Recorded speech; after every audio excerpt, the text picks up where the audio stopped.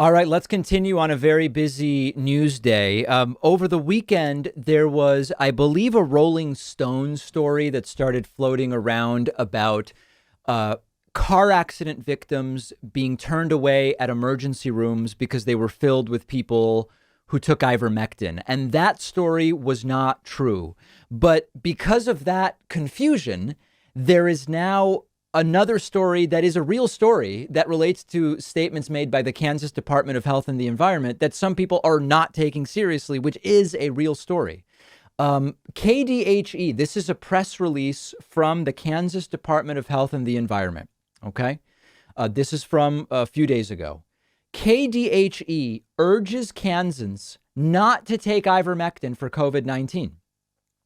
With a rise in calls to poison control centers and visits to ERs, the Kansas Department of Health and Environment is urging Kansans not to take the drug ivermectin unless prescribed by a physician, then take it exactly as prescribed. This drug is not approved or authorized by the FDA to treat or prevent COVID. Ivermectin has been approved in humans to treat specific skin conditions like rosacea, head lice, or some parasitic worms. Ivermectin is used in livestock as an anti-parasite medicine and can be found in livestock supply centers. Livestock drugs are highly concentrated for large animals and can be highly toxic in humans. Can you believe that this is a statement being put out by a state health agency in the United States in 2021? The statement goes on to say, Kansans, this is a quote from Lee Norman, Dr. Lee Norman, secretary of KDHE.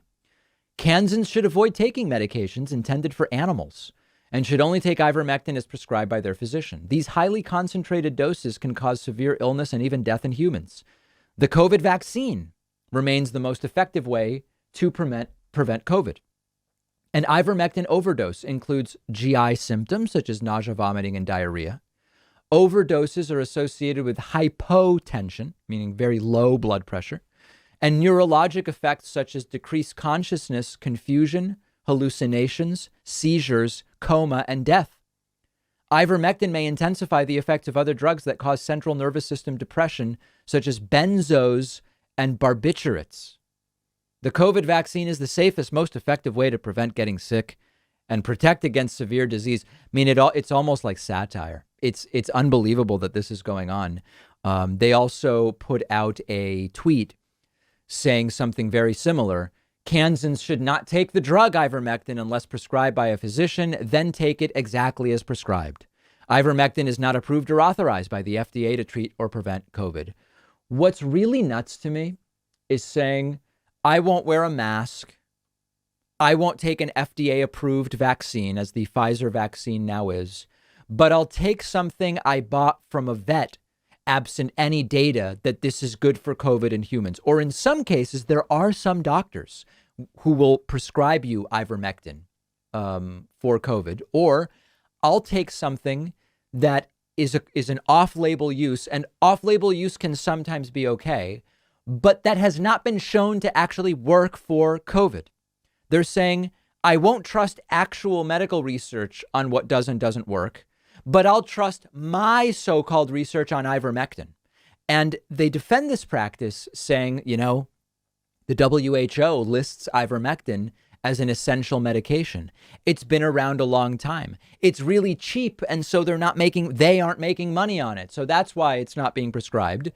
But then when asked for the data about it being effective for COVID, they produce either nothing or they produce the occasional link to the retracted study with Egyptian data where ivermectin was tested with no placebo group. So I think there's a couple of important things to understand. Number one, it is dystopianly horrible. We are in an idiocracy that the Kansas Department of Health has to put out such a statement. Hey, you know what? When you get medications meant for animals, even if it's a medication that humans sometimes use, the animal concentration is for animals. It's not for humans. That is a serious statement put out by the Kansas Department of Health.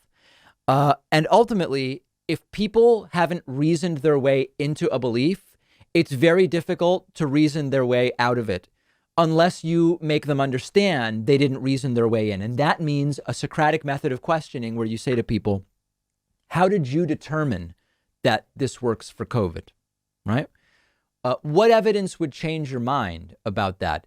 First, you have to get them to realize the way they got into the belief isn't very sensible in order to expand their or open them to the idea that they could change their view. And we, unfortunately, we're going to keep talking about ivermectin in this next segment. One of our sponsors is privacy.com. They're giving you $5 when you sign up for their completely free service at privacy.com/Pacman. I've been using Privacy for a little over a year now. You've heard me talk about it before. It's a lifesaver, and here's how it works. It takes just a couple of minutes to set up. Anytime you buy something online or on the phone, instead of actually using your real credit card number, the Privacy app and the browser plugin let you give each company a randomized virtual credit card number that you create out of thin air. It'll even autofill the card number with one click. And the payment is taken out of your checking account without the merchant ever knowing your real information. So this allows you to keep your banking information secure, but also to take control of your finances. You can create up to 12 of these virtual credit cards a month. You can set spending limits. You can freeze them. You can delete them anytime you want. So when you do this, it means you're not going to be charged when you don't want to be, because you can destroy the virtual card number right after using it, which, for instance, I love using free trials because I know I won't be charged when the trial is over if I use a virtual credit card number. You're keeping your identity private by not telling companies who you are.